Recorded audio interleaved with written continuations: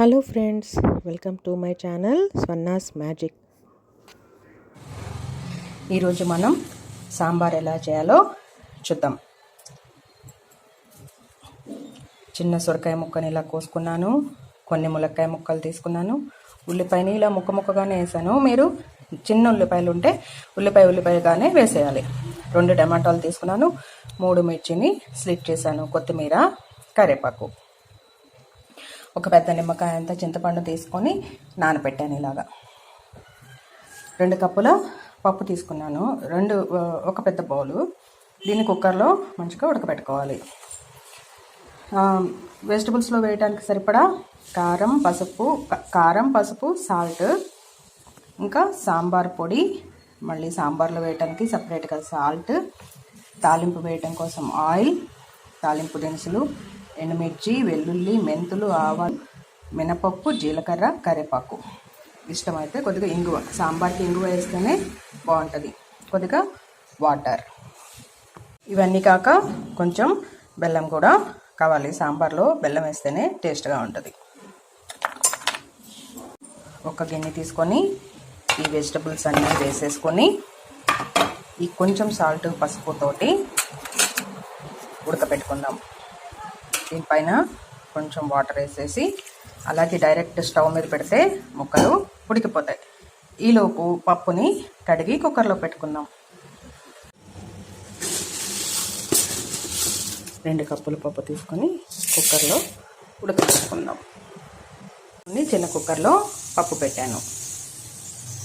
ఈ ముక్కలన్నీ ఇలాగా స్టవ్ పైన పెట్టి ఉడికించుకుందాం. కూరగాయ ముక్కలు ఉడికిపోయాయి. ఇదిగోండి, మన పప్పు ఉడికిపోయింది. దీన్ని మెత్తగా మెదిపేసుకోవాలి. పప్పుని ఇలాగా మెత్తగా మెదిపేసుకున్నాం. ఈ ఉడికిన ముక్కల్ని పప్పులో వేసేసుకున్నాం.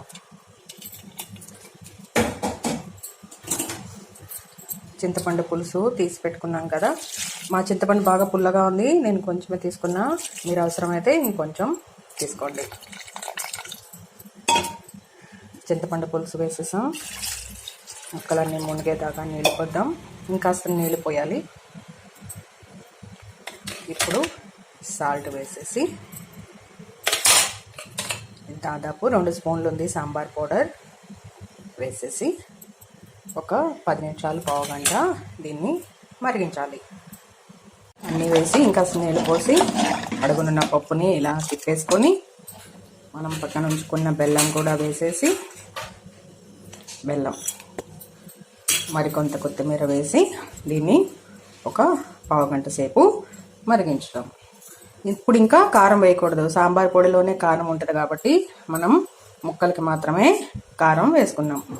ఇప్పుడు ఒక పావుగంట ఇది మరగనివ్వండి మంచిగా. సాంబారు మరిగిపోయింది. ఇప్పుడు తాలింపు వేసేసుకుందాం. చిన్న ప్యాన్ పెట్టుకొని ఆయిల్ వేసుకొని రెగ్యులర్గా వేసే తాలింపే. వెల్లుల్లి,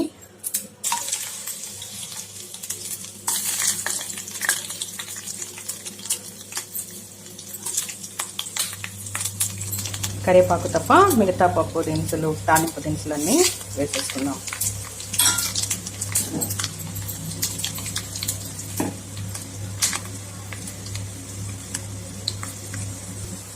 ఇప్పుడు తాలింపు ఇది ఇంగువ వేసండి. అది కొద్దిగా వేసాక కరివేపాకు కూడా వేసేసి తాలింపుని సాంబార్ పైన అబ్బా, తాలింపు వాసన ఘుమఘుమలాడుతుంది. మన సాంబార్ కూడా రెడీ అయిపోయింది. సర్వింగ్ బౌల్లోకి తీసుకొని సర్వ్ చేయండి. వైట్ రైస్లోకి, ఇడ్లీ, వడలో, దోశల్లోకి చాలా బాగుంటుంది. ఈ వీడియో మీకు నచ్చితే లైక్ చేయండి, షేర్ చేయండి. మొదటిసారి చూస్తుంటే కనుక తప్పకుండా నా ఛానల్కి సబ్స్క్రైబ్ చేయండి. మరో వీడియోతో మళ్ళీ కలుద్దాం. అంతవరకు సెలవు. Keep watching.